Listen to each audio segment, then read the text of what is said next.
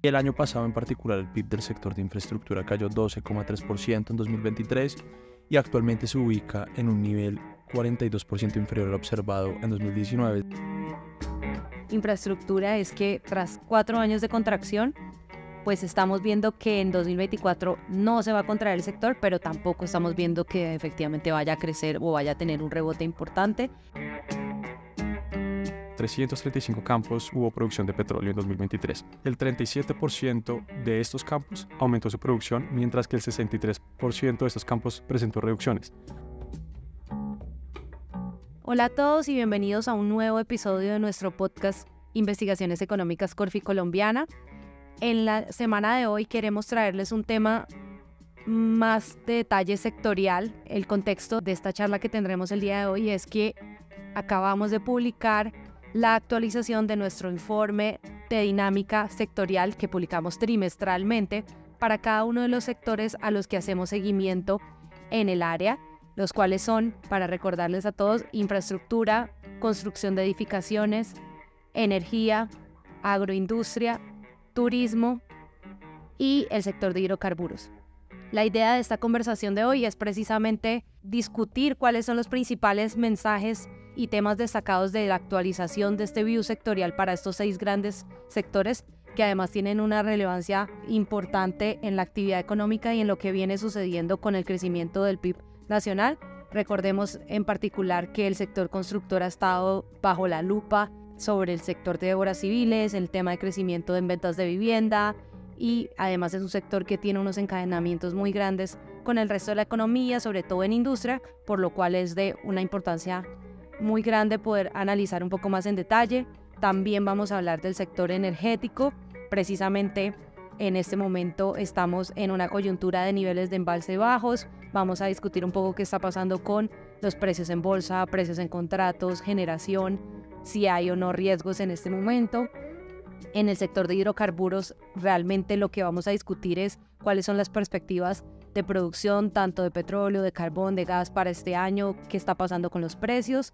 Y en el caso de turismo, muy importante, pues venimos de una contracción el año pasado, pero este ha sido un sector que ha tenido un boom post pandemia muy sobresaliente, sobre todo en el contexto regional de América Latina. ¿Cuáles son las perspectivas para este 2024 en general? Y lo que haremos es incorporar en este análisis, para cerrar el podcast, cuáles son las perspectivas, proyecciones de crecimiento de estos 6 sectores en 2024 con los diferentes riesgos al alza y a la baja que estamos viendo en este análisis detallado, una vez incorporado precisamente los datos del cierre de 2023 que se publicaron hace aproximadamente un mes del PIB nacional y pues a nivel sectorial.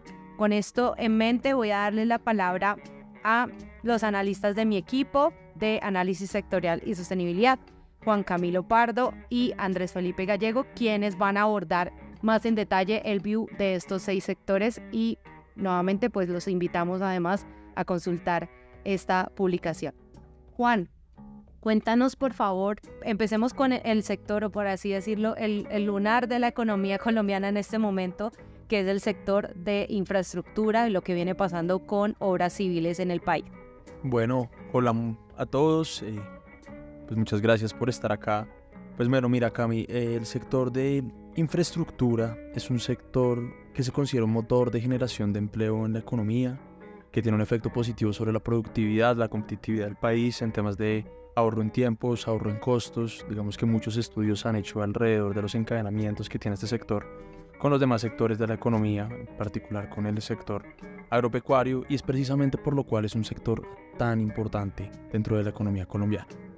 Hablando un poco sobre las cifras, este sector se ha venido contrayendo durante 4 años consecutivos, desde el 2020 hasta el 2024, ha presentado caídas secuenciales, y el año pasado en particular el PIB del sector de infraestructura cayó 12,3% en 2023 y actualmente se ubica en un nivel 42% inferior al observado en 2019, es decir, si en el 2019 este sector producía 100 pesos, hoy en día este sector está produciendo 60 pesos para la economía. Esto no son buenas noticias para la generación de empleo ni tampoco para el bienestar general de la población.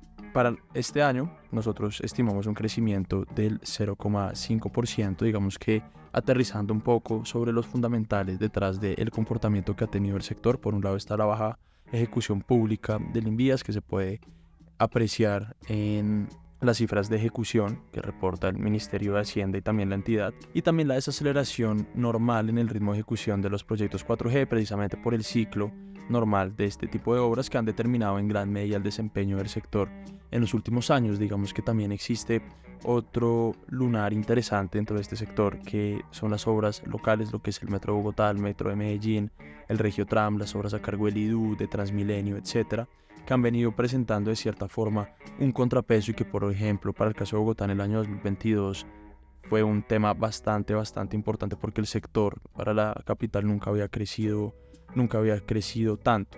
Que hemos visto un poco alrededor de este sector, pues precisamente que los costos se aceleraron después del choque de las cadenas de abastecimiento a nivel mundial a mediados del año 2021-2022, en línea también pues con todo el tema inflacionario y de costos que hemos visto a nivel internacional, que ya pues, nuevamente se ha venido suavizando. Y acá hay que resaltar algo importante, y es que los costos en el sector tocaron un máximo de más o menos el 14% el año pasado, y para el último dato, que fue enero de este año, hace 2 meses, pues ya registra un crecimiento del 7%, es decir, un 50% menos. Ha presentado una aceleración importante, y lo que nosotros hemos venido encontrando en estudios que hemos realizado al respecto es que cuando los costos se desaceleran o presentan menores tasas de crecimiento, esto también se traduce en mayores niveles de ejecución, tanto para obra pública como para obra concesionada.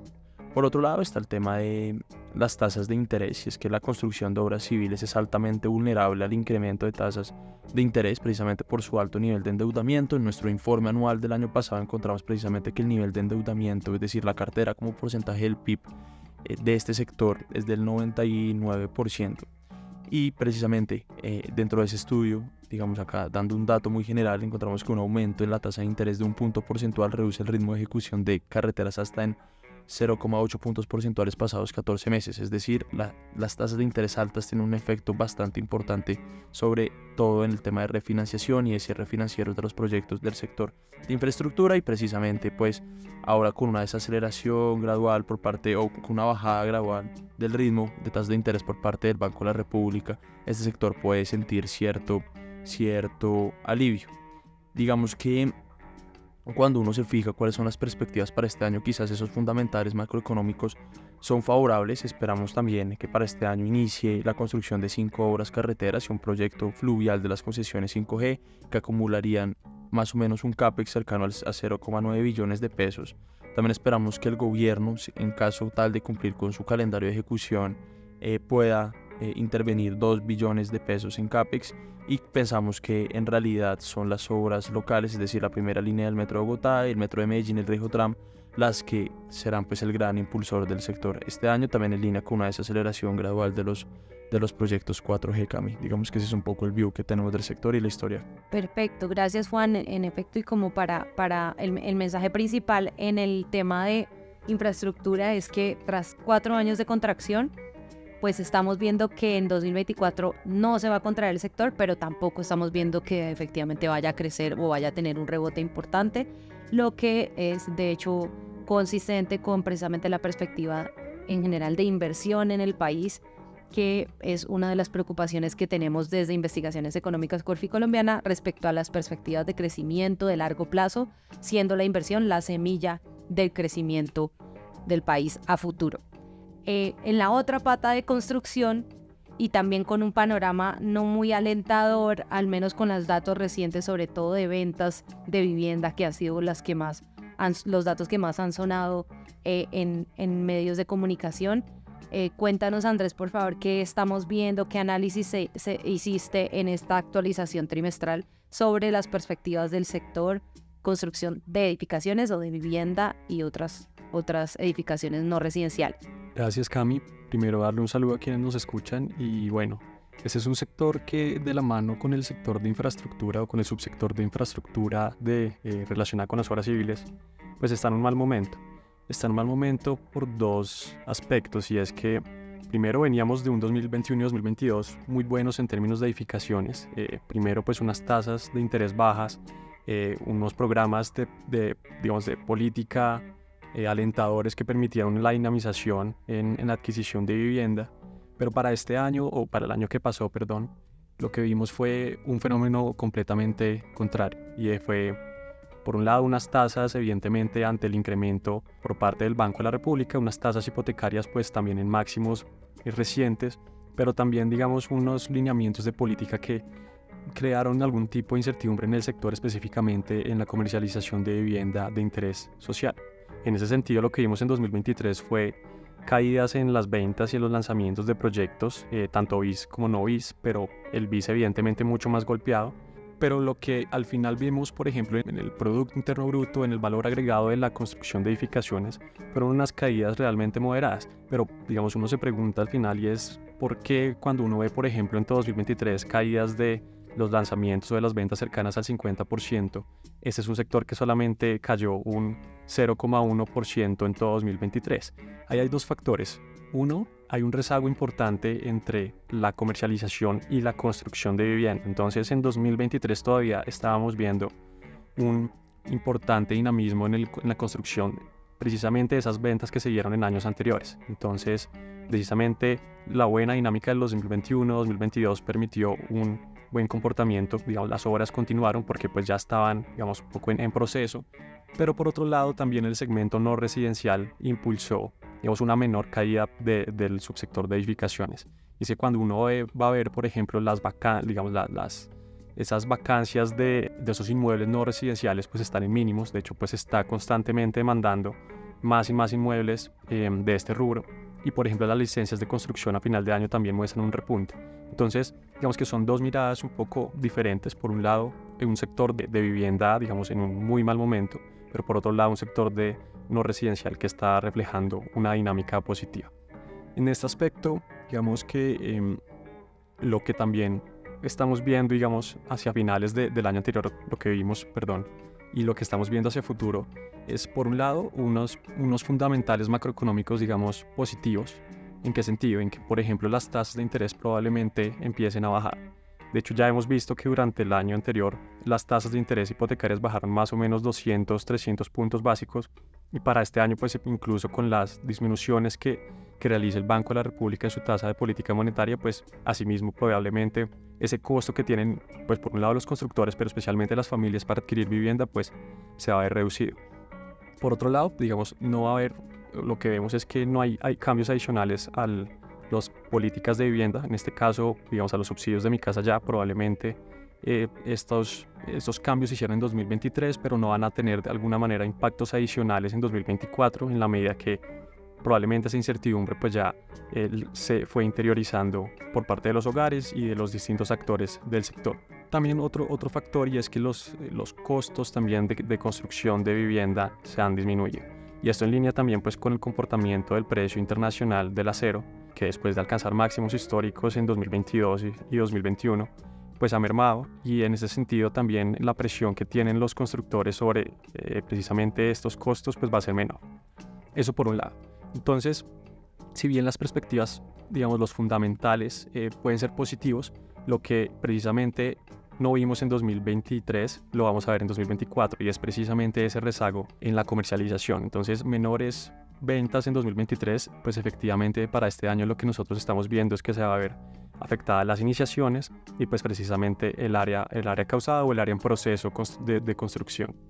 Entonces, en línea con esto, lo que nosotros estamos viendo un poco para este año es una caída más grande del subsector de edificaciones. El año pasado fue solamente del 0,1%, este año estamos esperando alrededor del 2,7%, precisamente por ese rezago. Sin embargo, hacia final de año podríamos tener algunos indicadores positivos en la medida que las menores presiones en costos y, digamos, una disposición a comprar vivienda que cada vez muestran un mejor comportamiento frente a lo que teníamos en 2023, pues nos pueda dar una mirada positiva hacia cierre de 2024. Perfecto, gracias Andrés. Ahí importante y el mensaje, y para entender por qué estamos viendo una contracción mayor del sector de construcción de vivienda y edificaciones en general en 2024, es lo que explicaban ahorita de el rezago que existe entre esos datos de ventas tan malos que hemos visto en noticias y ya el momento de inicio de obra de construcción. Entonces, aunque los datos más malos los vimos el año pasado en ventas, en el PIB del sector los vamos a tener en 2024 y eso pues ya está determinado. Es decir, todas las iniciativas que se puedan dar en este momento pueden estimular nuevas ventas de vivienda, nuevos lanzamientos de proyectos, pero eso tiene un rezago y se demora en verse trasladado al crecimiento hacia el próximo año. Ahora quisiera pasar a otro de los sectores que ha sido también bastante mencionado, citado en los últimos días en el contexto del fenómeno del Niño que está atravesando el país, y es el sector de energía. Hay naturalmente una preocupación respecto a lo que está pasando con el nivel del caudal de los ríos, el nivel de los embalses, esto en qué se va a traducir sobre todo en las tarifas de energía, que además, dicho sea de paso, pues ha sido un factor de preocupación por los últimos casi 2 años en los hogares colombianos, sin duda, porque hemos visto unos incrementos muy fuertes ya asociados a otros factores que hemos discutido en estudios pasados y en otros espacios como videos y podcasts de investigaciones económicas, pero esos incrementos en las tarifas pues nos han dejado con unos gastos de los hogares en servicios públicos altos, sobre todo en energía, y en este contexto de menos lluvias, bajos embalses, nuevamente existe una renovada preocupación de qué va a pasar entonces con las tarifas de energía. Cuéntanos por favor, Andrés, ¿cuál es el análisis que hacemos en el equipo respecto a este sector? Bueno, antes de entrar un poco en tema de tarifas, yo creo que es relevante un poco comunicar y mostrar realmente que este es un sector que ha sido resiliente, porque en los últimos tal vez 2 trimestres lo que hemos visto para este sector, digamos, el sector de generación y suministro de energía ha sido una constante aceleración en su dinámica. En general lo que hemos visto es que tanto la demanda como la generación de energía se ha incrementado. Y eso también, digamos, uno podría decir, bueno, es curioso porque de alguna manera el fenómeno del Niño, esta dinámica de alguna manera puede afectar el comportamiento del sector. Pero realmente lo que hemos visto es que ese es un sector que precisamente, dadas sus características, se ha comportado de una manera sólida. ¿Y a qué me refiero con esto?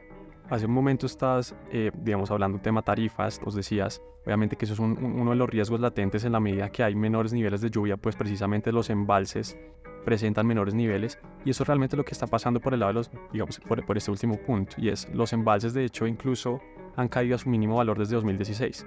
Los embalses hoy están a un nivel más o menos del 35%, pero al final, ¿qué es lo que está pasando? Y es que esa menor generación de las hidroeléctricas está siendo exitosamente reemplazada por la generación térmica.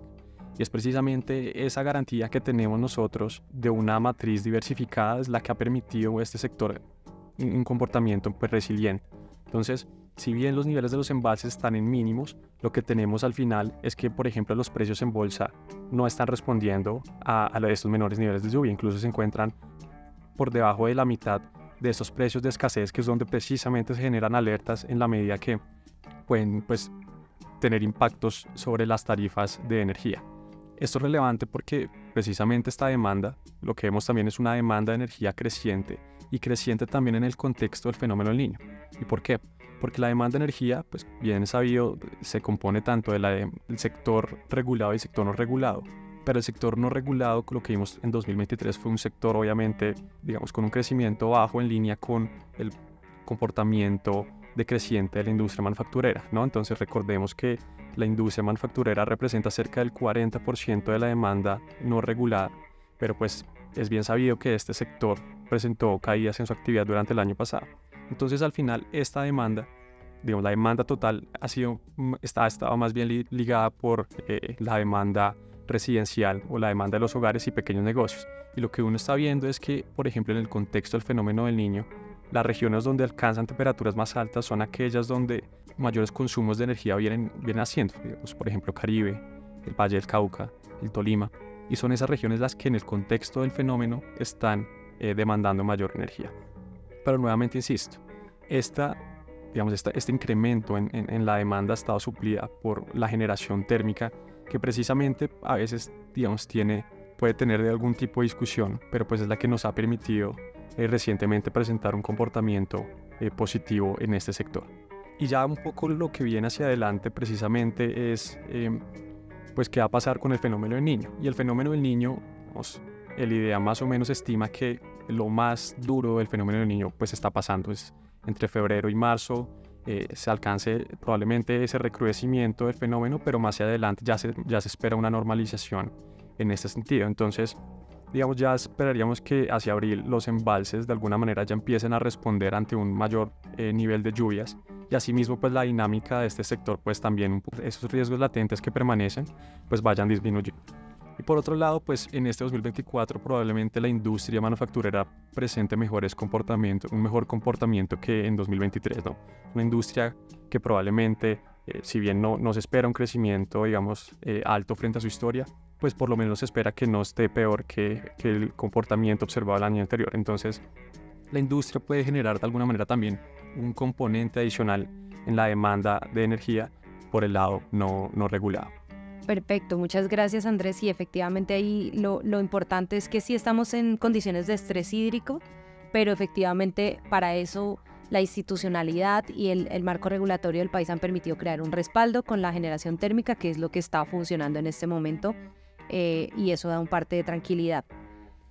En este contexto como de algunas noticias negativas en otros sectores, me gustaría conversar, Juan, sobre el sector del turismo, que efectivamente pues ha sido uno de los destacados en esta recuperación post-pandemia y que estamos viendo entonces para este año. Sí, Cami, correcto. Pues mira, el turismo el año pasado se contrajo un 5,4%.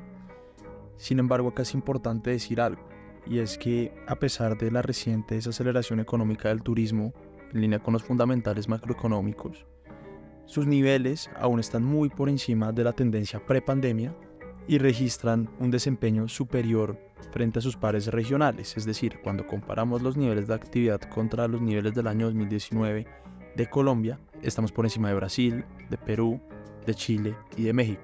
Es decir, se presenta una desaceleración nuevamente, pero que igual ubica al sector como un motor que ha ayudado a recuperar la economía de forma bastante importante. ¿Qué fue lo que ocurrió el año pasado? El año pasado fue el cese de actividades de las aerolíneas Viva y Ultra Air, que representaban aproximadamente el 25% de la oferta aérea a nivel local. Eso tuvo un efecto sobre los precios de los tiquetes directamente, y también hubo otro efecto transversal sobre los precios a causa de los cambios en las tarifas tributarias aplicables a estos servicios.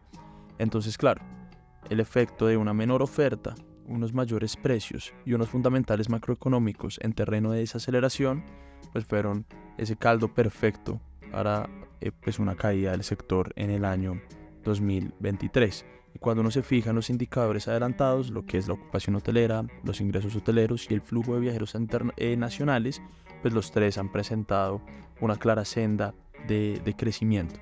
Ahora, hay otro punto importante a tocar acá, que también se habló mucho el año pasado en noticias y que aún sigue siendo bastante importante, es el flujo o la entrada de viajeros internacionales al país. Nosotros hace unos meses sacamos un estudio en el que encontramos precisamente que la depreciación en la tasa de cambio tiene un efecto importante sobre la decisión de los viajeros internacionales de si venir a Colombia o no, y precisamente existe un efecto rezagado de la tasa de cambio sobre la atracción o el flujo de viajeros que entran al país, precisamente como a mediados del año 2022 y parte del 2023 vivimos un periodo de depreciación de tasa de cambio. Eso tuvo un efecto precisamente sobre la entrada de viajeros internacionales a Colombia, que pues trajo o representó un contrapeso dentro de la balanza detrás del sector del turismo en el país, y también impidió que nos contrajéramos un poco más de lo que nos contrajimos nuevamente, que fue el 5,4%.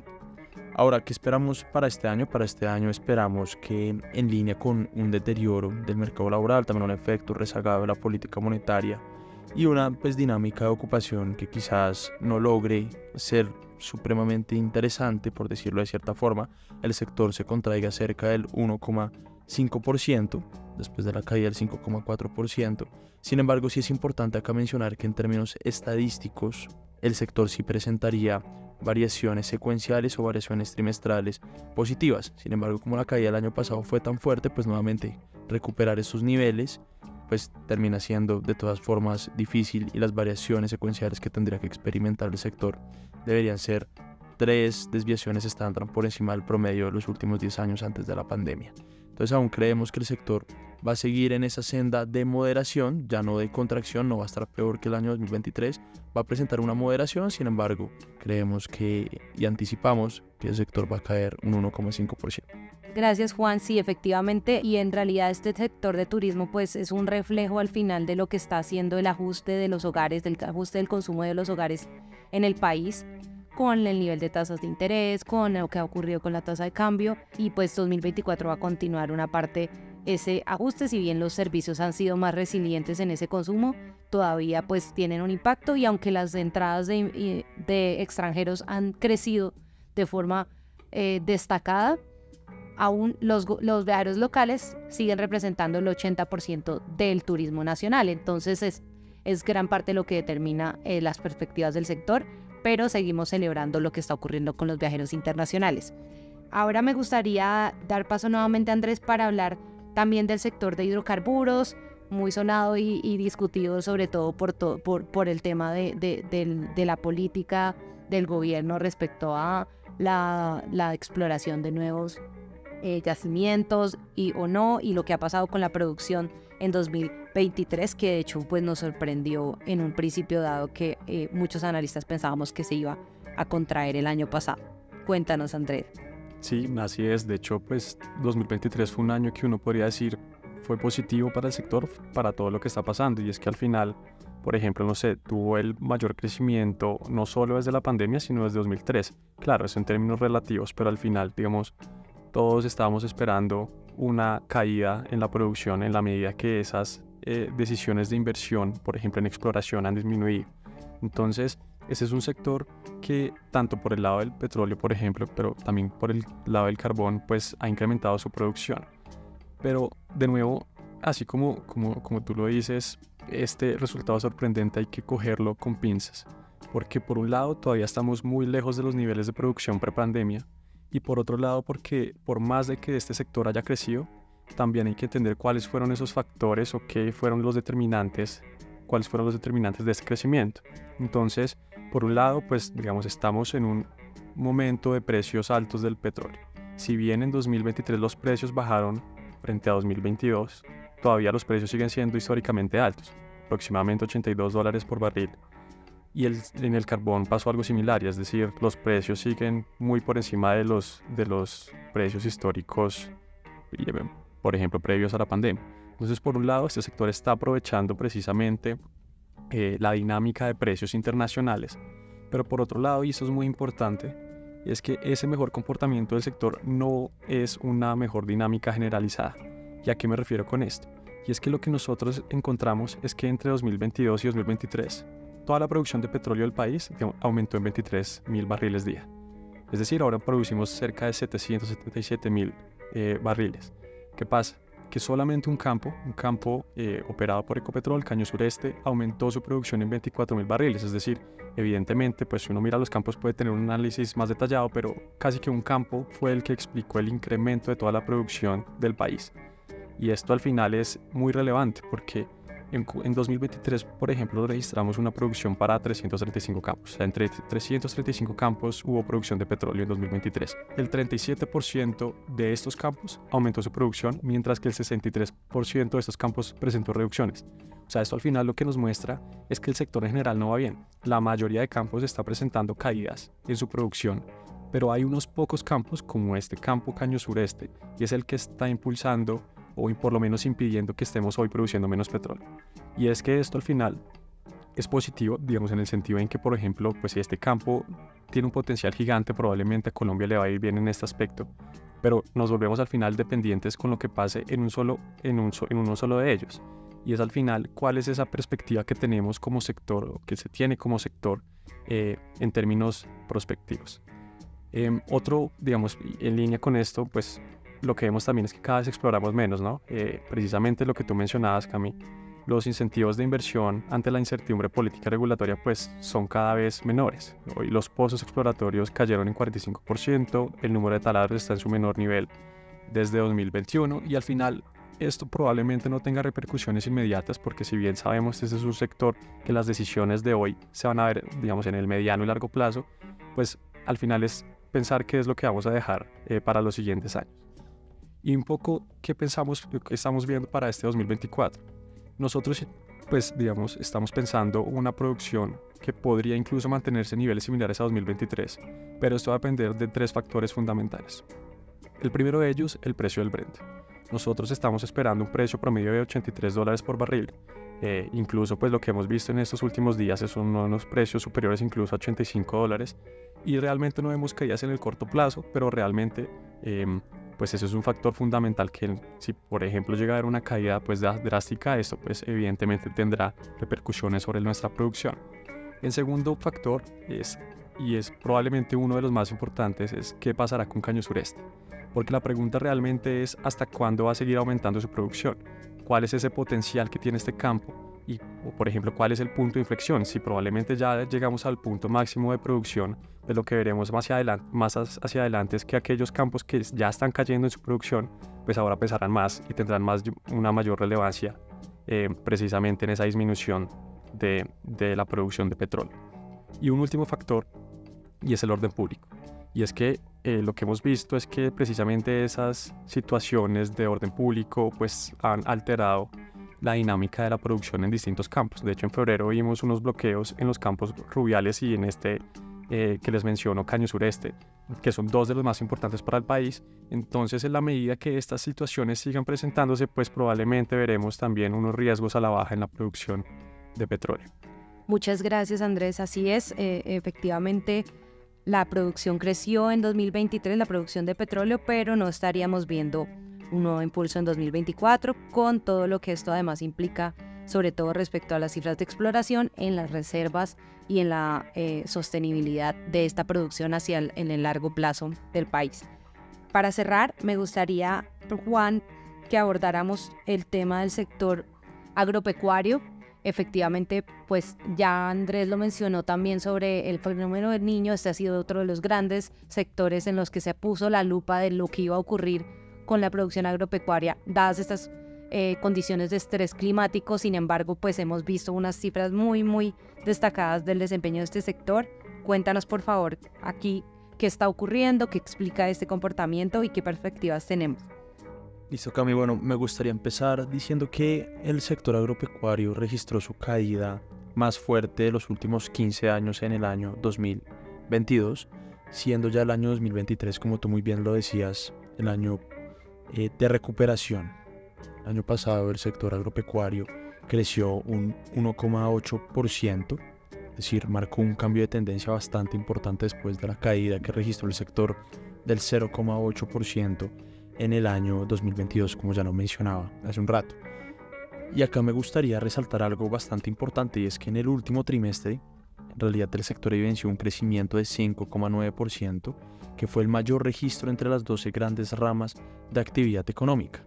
Entonces, claro, pese a que el fenómeno del Niño ha sido fuerte y también más duradero de lo previsto, según la agencia NOAA, que se encarga de hacer la evaluación y el seguimiento constante a las condiciones climáticas en el mundo, también pues ahí nos incluimos a nosotros, Colombia, pues a pesar de esto el sector ha tenido una tendencia de recuperación y de fortalecimiento significativa que ha contrarrestado el choque. Acá me parece importante mencionar algo, y es que no necesariamente es que el fenómeno del Niño no haya tenido un impacto. Claramente, en un escenario paralelo, en un escenario contrafactual, como decimos nosotros los economistas, el sector hubiera crecido más de lo que en realidad creció en ausencia del fenómeno del Niño. Y eso es algo importante de decir, porque nuevamente, que haya crecido no quiere decir que el fenómeno del Niño no haya tenido un efecto sobre la actividad económica del sector.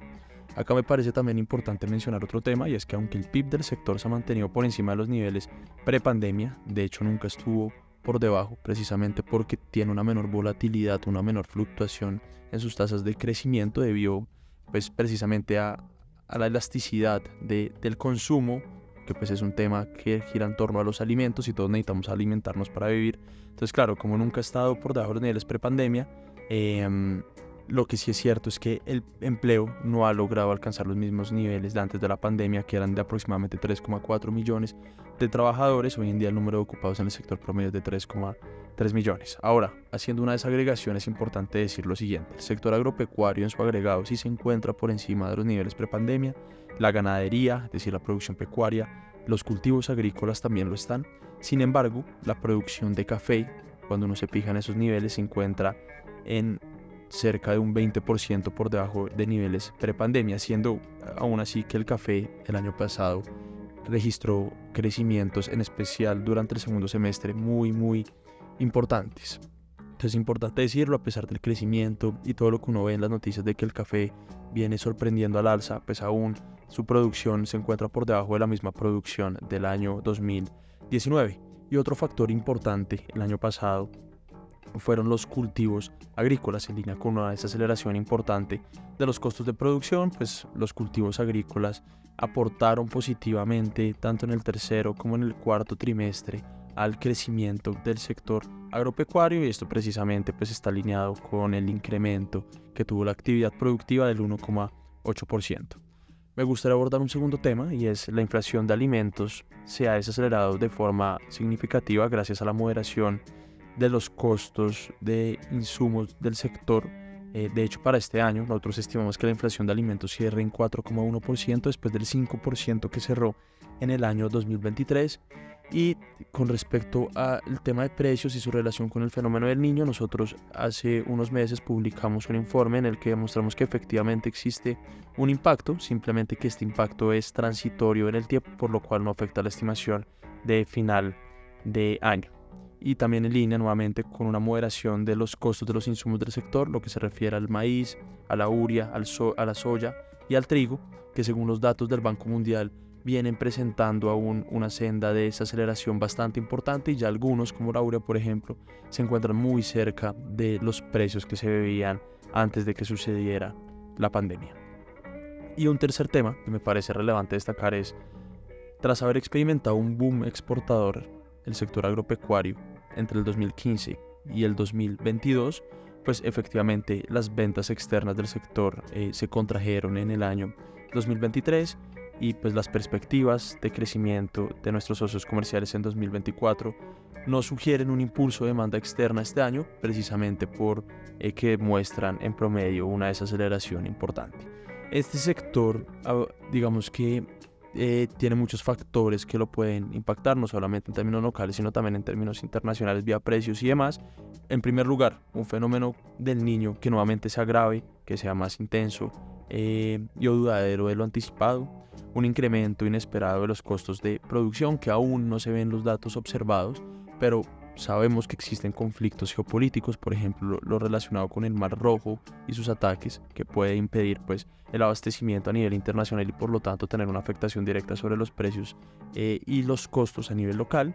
Y por otro lado, pues la NOVA anticipa que el fenómeno de la Niña vuelva a la escena global en el segundo semestre de este año. Sin embargo, dos puntos importantes: la probabilidad que la NOVA la asigna es del 50%, y en segundo lugar, este año la Niña no tocaría intensidad fuerte, sino apenas rozaría intensidad moderada. Entonces esperamos que al menos para el año 2024 nuevamente no tenga un efecto significativo sobre las estimaciones que tenemos de crecimiento y de precios para el sector. Muchísimas gracias, Juan. A los dos, gracias por toda esta información y análisis detallado de los sectores que cubrimos. Creo que van a ser de mucha utilidad para nuestros oyentes. Toda la información que discutimos acá y aún más detalle la pueden consultar precisamente en esta publicación del informe Dinámica Trimestral Sectorial, y que lo van a poder encontrar en nuestra página web de Investigaciones Económicas Colombianas. Supremamente invitados a consultarlo, y bienvenidos todos sus comentarios, inquietudes, a través también del correo pueden contactarnos. Hasta la próxima y muchas gracias por escucharnos.